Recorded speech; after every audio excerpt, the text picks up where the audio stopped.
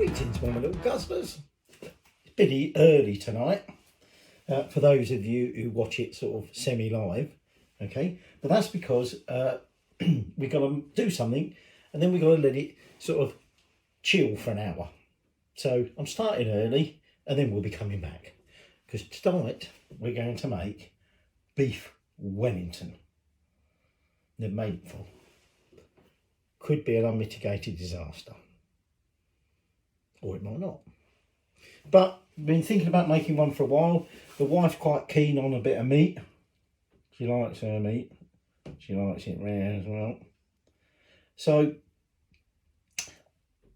with tonight, like I say, we're going to make Beef Wellington. We're going to start by making the duxelle, or duxelle, or whatever, I don't know. And that's consisting of some mushrooms, shallots and garlic and a bit of thyme, I think. I've got a bit of thyme somewhere. I've got some on my wrist. So what we're going to do to start with is we want the mushrooms and that all finely chopped. So what I'm going to do is I'm just going to roughly chop them and I'm going to chuck them in my blender. Now we've got here about 470 grams of mushrooms. You can add whatever mushrooms you like. Right? They don't have to be button mushroom, chestnut mushrooms, anything you like. Okay. Now, I'm not going to be, because I ain't got any. Wife hasn't bought me any. But you can also add some whiskey, but I ain't got any. Okay, but that's optional. You don't have to add that anyway. In fact, actually, the thyme is optional. So I'm just going to blitz these all up and chuck them in a bowl, and then we'll move on to the next bit. Now you will want a nice bit of beef for this. Fortunately, you couldn't quite get what we should have. You want like a centre cut tenderloin, but well, we had to rely on Tesco's delivering and we got something that's a little bit squatter, but I'll show you the meat later. Done all the mushrooms, okay, and I've also done the shallots. I had about 3 shallots and about 3 or 4 cloves of garlic. So I've smashed all them up.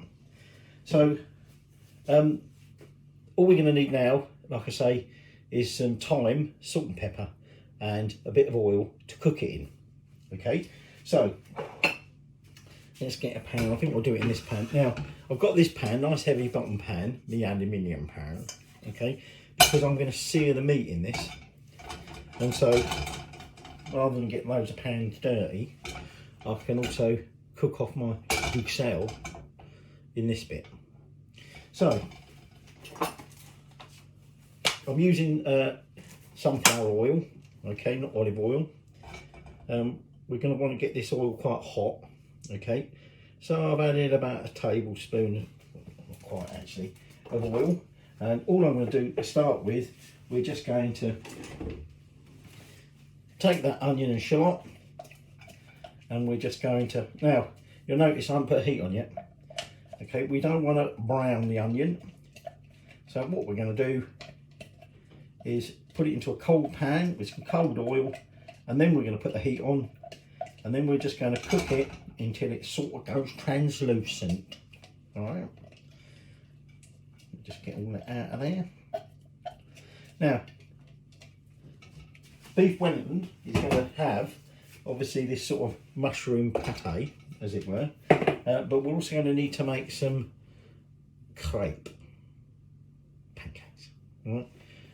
Because we're going to wrap that in it. So let me just get my heat on, preferably on, turn it down, sort of medium to low, and I'm just going to cook that, like I say, until that's gone translucent. And then we will chuck in that lot and we'll cook it through. Okay, so Mrs. is out at the moment, and I was upstairs and I suddenly heard this banging, and I thought, why don't you use the doorbell? I thought, was she going to moan that I'm not hearing the doorbell? So as I'm running down the stairs to go to the door, suddenly I was bloody fireworks going off, because tonight is the night after bonfire night in England. All right. Should have been last night fireworks, but some people were obviously doing inside as well. So it wasn't the missus, she's still out. So I'm just going to cook this off. Video stopped working. So as I was saying, I've just added some thyme. Okay, I'm now just going to add some salt and some pepper, and then we're going to chuck into that all of that mushroom. And what we want to do now is cook all that up, but what you'll find is we'll get moisture. You'll get moist. I was telling someone yesterday, I used to work somewhere where apparently moist is not a correct word. It's perverted. Even when you're using it in the correct context, apparently you're a pervert. I don't know. Anyway, so all I'm going to do is I'm just going to mix these all together, and we're just going to cook it through until it's sort of, we don't want it bone dry, we don't want it burning, but we want to get rid of some of that moisture. Okay, and then when that's done, we'll oik it back out into there, because we're going to want to use this pan to sear the meat in. Okay, so I'll tell you a bit about Beef Wellington, shall I? Shall I do it now? Well, we'll start, shall we? Beef Wellington. Most people think this obviously to do with the Duke of Wellington, you know, because very popular. Old Arthur, very popular, especially after he beat old Boney. And that this dish is named after him.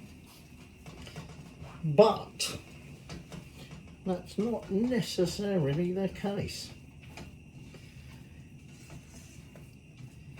It would appear we Brits, we do have some traditional wrapped meat products. Typically your Cornish pasty.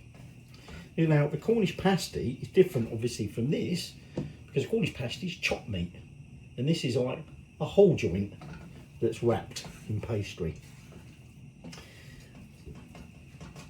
Now, there is a recipe dating back to 1672.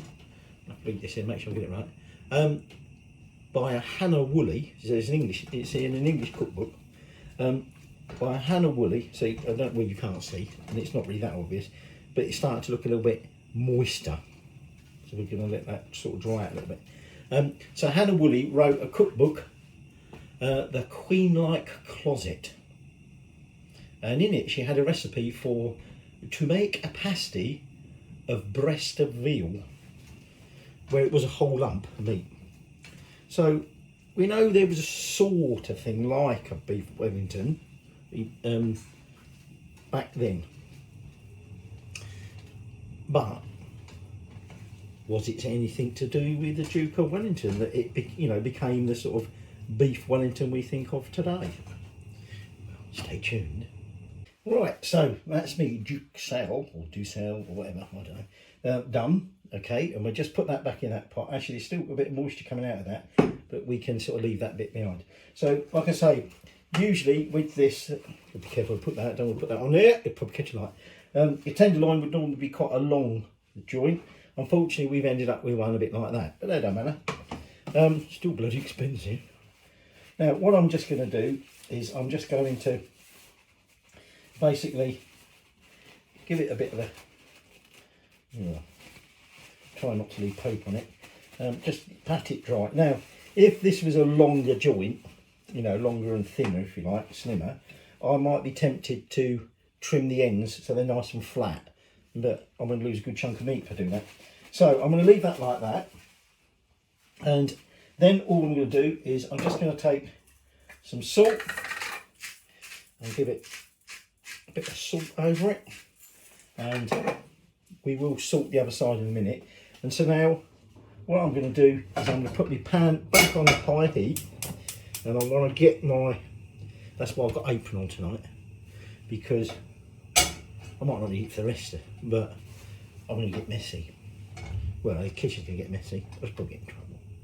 Right, what I want is this really hot, okay, getting on for smoking. That's why you want an oil that's not going to burn, alright? And then you're going to want a pair of tongs, and what we're going to do is we're going to sear it on every surface, so ends and everything. Okay, now if this is a bit thinner and you like your steak medium rare, the wife does like a bit of rare meat inside her, then just sear it on the outside. We don't want to cook it through because obviously it's going in the oven. Okay, now I haven't got my oven on yet because, like I said, it's got to chill. So you can sear it all over, but given this is a bit of a chunkier meat, lump of meat, and if you don't like your meat rare or medium rare, then leave it in the pan a bit longer so that it gets time to sort of cook through a bit, and then finish off when it's in the I can't say in the fridge then, in the oven. You will notice there's a glass of wine there, purely because we've got to make a sauce, so I need to open the bottle of wine, and it's now after 6. Can you hear the fireworks going off here? So all I did was just wipe that pan out. It doesn't matter if there's a bit of mushroom in there or whatever. So what we're going to do is we're going to sear it, and then once it's seared, while it's hot, you're going to want some Dijon mustard, and we're going to coat it all in Dijon mustard. Now, next bit of beef Wellington for you. So beef Wellington, I'm waiting for that to come up, temperature. So, could it have been called a beef Wellington after Wellington? Because apparently the Duke of Wellington wasn't too fussed about what he ate. Okay, and he used to apparently let his cook just do whatever he liked and put it in front of him and he'd eat it. So apparently this was an invention of his cook. Might have been, don't know. Unlikely. Number one, excuse me, was whether he caught it, his chef caught it or whatever, or he found it somewhere. He loved it so much, he said, I want this dish every dinner time. I think that's unlikely, right? And then another story was, well, it was called a Wellington boot after Wellington because it resembled the shape of his boot. Not quite sure how, because it's just long, you don't have a kink in the end, but never mind, okay? Probably not that then. The dish actually came from Africa, and usually it was cooked, not now. Okay, so at this point, what I'm going to do, I'm going to pick up my joint. You can hear that, can you? And I'm going to put that in there and just sear that side for a bit. Like I say, I'm going to do it a little bit longer because this is a bit of a chunky bit of meat. Anyway, so it came from Africa, where, was it Africa? Oh yeah, Africa, and served. It was usually goat. And when Wellington served there, he came across this and thought, "Ooh, I like the idea of that. I want that made for me." That's extremely unlikely because Wellington didn't serve in Africa. So that one's probably not it. Another one was, it is actually a French dish where you've got beef en croûte, which isn't the same, close. And he saw it when he was in France, obviously because he was over in France at one point, not France, and he liked it so much, he had his own version of it done. It's unlikely it was any of them, okay? There's no connection with any of the places called Wellington around the world, okay? Right, so I've just done that. So what I'm going to do is I'm going to pick it up and I'm just going to sear that end, okay? So, wait on part 3. I'm just going to sear all this now, and then we'll come back when I finish searing it and I'll tell you a bit more. Can you wait? Right, so there's me seared joint. So what I'm going to do now is I'm going to take some mustard, okay, and I'm going to really generously brush it all over, top and bottom, got a lump of mustard stuck in there, with this Dijon mustard, okay. You want to do this while it's still hot, okay. It'll help the meat absorb the mustard, okay. So anyway, so if it's not named after Wellington, which again is even more likely that it wasn't named after him, simply because although we said there was this 17th century recipe before, meat cooked in, you know, a whole joint of meat cooked in pastry, it wasn't called a Beef Wellington. Okay. In fact, it appears, or rather, the name Beef Wellington seems to appear first in a cookbook in 1970. Okay. There is a thing known as a filet of beef a la Wellington in the Los Angeles Times in 1903. I'm cheating, I'm reading that. Right, just can't remember. In 1899, there was a reference in a menu from the Hamburg America line, which is obviously a shipping line. Let me just check I've got all that on there. Think I have? Yeah, right. So what we're going to do now is we're just going to put that to one side. Drop my thermometer on one side, and we're just going to let that just come up to room temperature. Okay, we don't want to chill it at this stage. But now we're going to have to make some crepe. So I was just saying, the Hamburg line in 1899. There was also a steak Wellington, but whether that was quite the same thing or not, in an Irish dish. And bear in mind the Duke of Wellington was half Irish, so there may be a connection there. But the dates of that one don't quite seem to fit. Okay, so I'm just going to pick up my thermometer, have a quick tidy, and then we're going to make some crepes. Having a few little video glitches again. So I'll be basically recorded, or thought I recorded, making me crepe batter, and I didn't.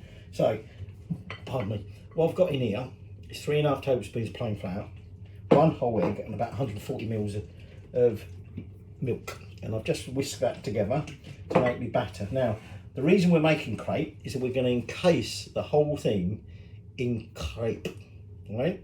And this helps make or helps stop it becoming, the pastry becoming too soggy. Now that's a much later addition.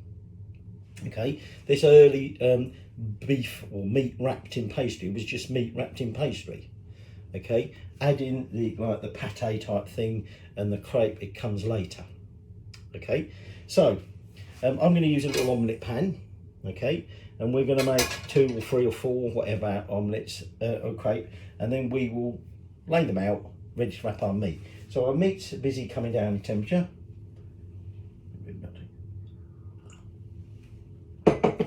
Oh yes, I think that'll make a nice sauce. I had to type that. So I was saying, and I can't remember if I've already said this, I just said something in my last one that didn't record. So there is a thing called a fillet of beef, and apologies if I said that in the last video, in the Los Angeles Times in 1903, okay, fillet of beef a la Wellington, so not Beef Wellington, but fillet of beef a la Wellington, we don't really know what it was. There's an 1899 reference in the menu on the Hamburg American line, shipping line, but again, not really clear quite what it is. There was a Irish dish called steak Wellington. Now, Duke of Wellington was half Irish, so whether there's a connection there or not, but we don't really have dates for that one. And then there's a Polish cookbook in 1909, which was actually published in 1910, the Universal Cooking Book. Well, that's what it translated to in English. And there's a recipe for a beef fillet a la Wellington. Okay, so not quite what a beef Wellington is, but you know, that's the closest we're getting to, you know, Wellington time, if you like. Really, it seems that, like we said, 1970 was the time when it came out. And that was because of a chef in America, Julia Childs. And she wrote a book called The Master in the Art of French Cookery. And one of the dishes in it was a beef Wellington. And that's the beef Wellington we know of. So whether it was her invention or not, I don't know. There is a certain celebrity chef who thinks he's, I'm not mentioning name, because personally I don't like the guy, who thinks that he's the expert in these things, but a woman beat him to it. After she sort of did all this, apparently the Kennedys, President Kennedy and his family, they really liked it, and they had it served up quite regularly in the White House, as did President Nixon. And so that's why it became quite a popular dish, but it is a bastard to do. So, there you go. I'm going to get my pan warming up and we'll make some crepes. So, let's have a go at making a crepe. Okay, so I just want enough in there just to coat the bottom of my pan. Don't think my pan's quite hot enough yet. And we're just going to cook, like I say, some of these crepes off. Crepes, he says, trying to be French. I buy that trivet thing to sit on there for gathering because it's crap, this front little one. And the bloody thing still don't work properly. Oh yes, definitely suitable for the reduction, the sauce. Traditionally, you would have beef Wellington with a Madeira sauce. This will be a Shiraz sauce, okay, with perhaps a bit of chicken stock. You don't have to have it with any sauce at all. And like I say, you could have added some whiskey in to that, although by the time you'd cook that all off, you'd have lost the alcohol. Just get a bit of flavour. So, this should take about 1 to 2 minutes on one side, and then they want flipping and cooking for about another minute on the other side. And then we're just going to cook off all the rest of that batter. Cook as many crepes as we need to, because obviously we just use what we want. Okay, so the only other thing you're going to want when it comes to wrapping it is some prosciutto. You could use Parmesan if you like. Okay, again, another sort of more modern addition to it. So we're going to be wrapping it in a layer of mushroom pate, prosciutto ham, or however you pronounce that bloody word, and crepes around the outside. And then we will be wrapping the whole thing in some puff pastry. Now you can make your own puff pastry, I can't be asked. Right? I know I normally like to try and do everything, but I couldn't be asked. So I bought some, well the wife bought it anyway. So we're going to wrap it, so if it goes wrong I blame wife, because she bought it. I tell her she bought long salt. I say to her, bought long salt puff pastry. That's why it didn't bloody work. Now, when we do actually wrap it in the pastry, you'll see I'm going to attempt to be a bit flash. But we'll wait and see how that works out. So, we're just waiting on these crepes now, so I'm just going to cook all them, and then we'll move on to getting ready to wrap it all up. And like I say, it then wants to chill for anything really getting on for up to an hour. Okay, minimum of half hour in the fridge before we put it in the pastry. So what I'm doing now, or trying to do, is I've laid out my crepes in a long line. Possibly, given the size of that joint, it might have been better with 6 crepes, but I only got 3 out of it. What I'm doing is I'm just laying out the ham onto the, or attempting to, it keeps bloody sticking to itself, onto the crepes. Okay, now we really ideally want the whole of the joint encased in it. So you're probably going to want about 6 slices. You might need more. Okay, if it was a long, you know, like a long thin, every bit done that. Long thin tenderloin, actually that might be enough to roll it that way, but I'm going to roll it this way. Oops, no paper underneath that bit. So we just coat crepe with the prosciutto, which is now trying to come off. Okay, get rid of that, and then we take our mushroom mix, and what we're going to do is we're now just spreading that on top of the meat.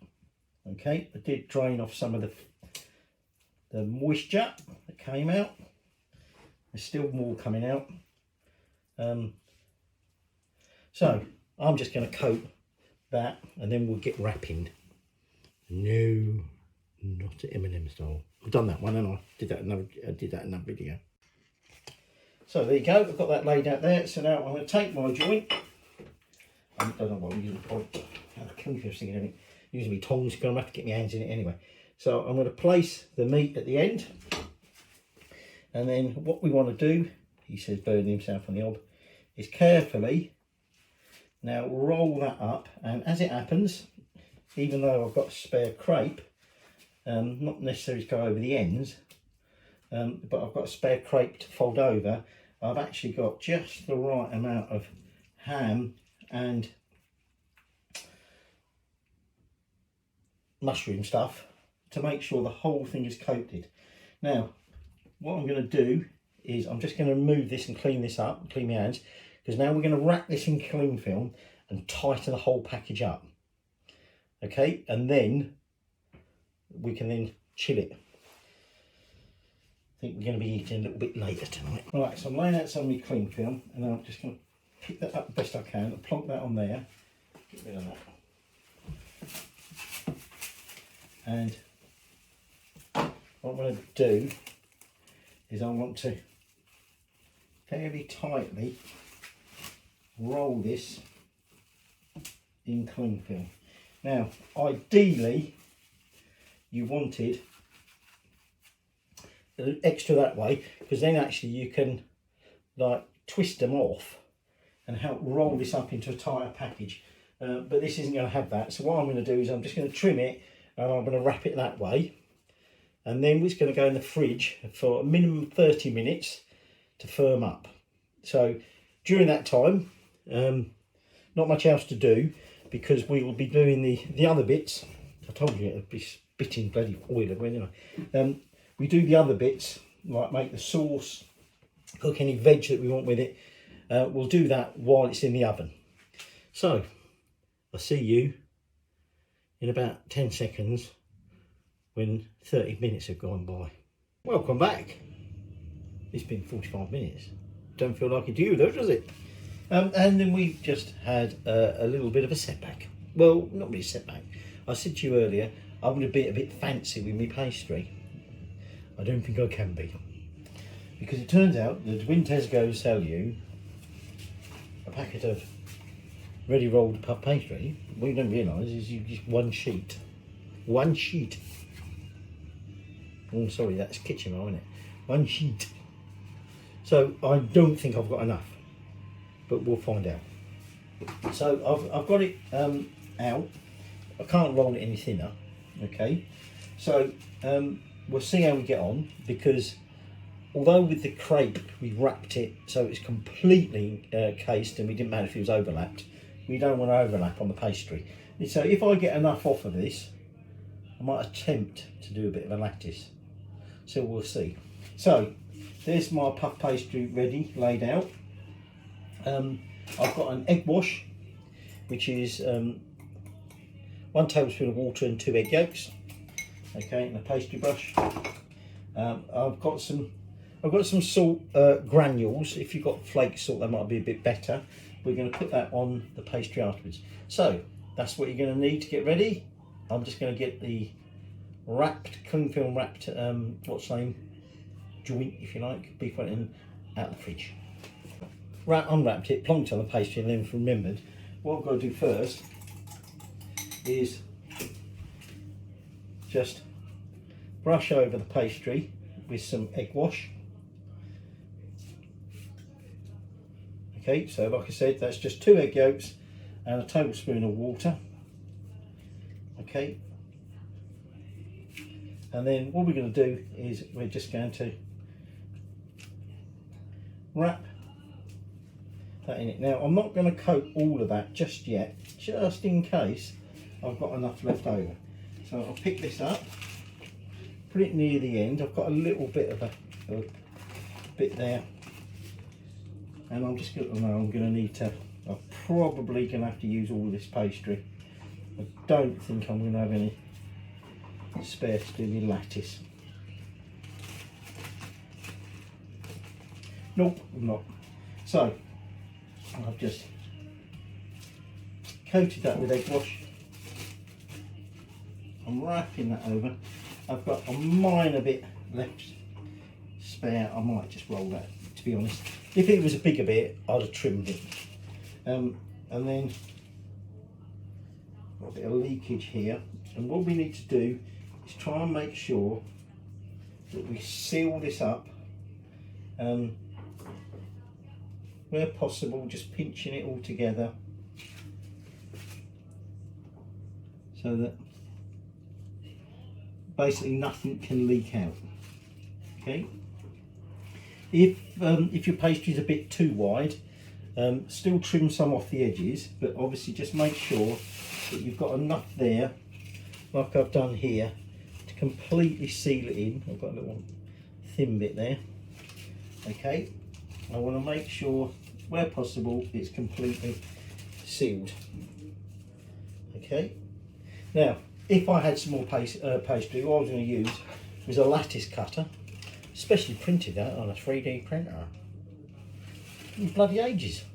And then I would have done that, stretched out a lattice so you get that like cross network of, a bit worried about that one there, there's a little bit of a hole there. I would have got that cross, you know, checkered effect. But unfortunately can't do that. So what I'm going to do now is I've now got a pan. I've lightly greased the bottom simply because I don't want it sticking to the pan. Okay, so I'm going to plonk that on there, and then I'll take my remaining egg wash and I'm just going to make sure that I coat the entire upper surface. Now I would do this before I put the lattice on. Okay, so those of you who want to try putting a lattice on, you would egg wash this. You then make your lattice. See what I told you, there's a hole there. It's going to leak out there, I bet you. You would make your lattice, lay your lattice on top, and then you would egg wash at the top of the lattice. But when you egg wash the lattice, what we don't want, you will need to be a little bit more cautious with your brushing on your egg wash. You would want to make sure that the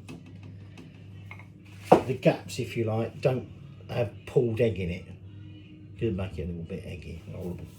So there you go. So now that's going to go in the oven, and we want that to be a nice golden brown colour. So this is what I'm saying, if you don't like your meat too rare, when you put it in the pan for searing it, cook it a little bit longer, and because, you know, once that pastry's cooked, we're going to take it out. So my oven's on at 205, it's been preheated. I'm going to whack that in there now, and I'll show you what it looks like when it comes out. I'm just a bit pissed off that I ain't got a lattice on it. Ooh. So I just remembered, of course, I was going to make a sauce to go with it. So I put a pan, I'm going to cook some veg, but I mean, you can do whatever you like. I'm just going to have some baby corn and some, table stem broccoli is what the wife wanted. That's what she's bought. So I've got a saucepan here, and what I'm going to do is, actually, I said to you earlier I was going to do a chicken stock. I'm actually going to do a beef stock, I think. So I've got a little beef stock cube, which don't want to come out. Okay, I'm going to add a little bit of water to that, and then I'm going to add a generous amount of wine. So like I said, if you were I think that'll do. We don't want to waste too much, do we? If you had Madeira, that's normally what we do. So all I'm going to do now is I'm just going to put that on the heat and obviously dissolve up that beef cube, and then we're going to reduce it down so there's bugger all left. Alright, and then the only other thing you'll want is a bit of butter. Okay, so this, just like I say, we just want to boil this away, so obviously no alcohol left in it.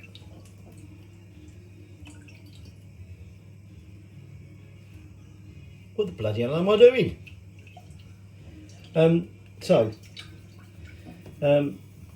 Cook your veg, it's a mash with it, or you just cut it off. Actually, I don't really like beef that much. Not a big beef eater, me. Anyway, so I'm just going to reduce that down. We'll cook some veg off, and then we'll be, like I say, showing you what the Wellington looks like and cutting it for you, and what's your uncle? So the old sauce has reduced down quite a bit, so what I'm going to do now is I'm just going to add a generous knob of butter, okay,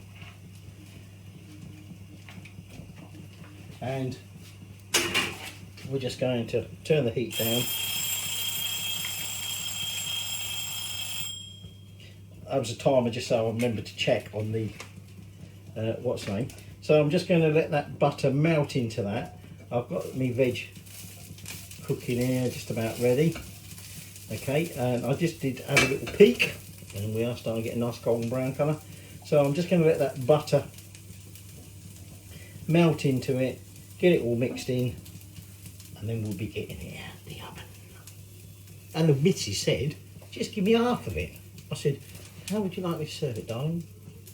Would you like me, you know, just portion it and some of it? And said, oh, I'm bloody starving. I'll have half of it. What can you do, eh? What can you do? I do apologise. So, I've brought it out of the oven. We did have a slight leakage, mainly from that end that I said to you, that the pastry got a bit thin and there was a hole in. What I'm going to do is I'm going to slice it in half. I did say to the wife it seems to have got bigger. She's well, if I don't eat it all, I'll save some for later. Right, so let's have a go. So it's slicing quite easily. It is very rare, but then she likes her beef rare. I think for some people this might be a little bit too rare. Actually, it might be better if I put that on a plate, I think. We'll just put that on there so you can see. Like I say, it is still quite rare cut, which is why if you don't like it rare, you want to cook it better beforehand.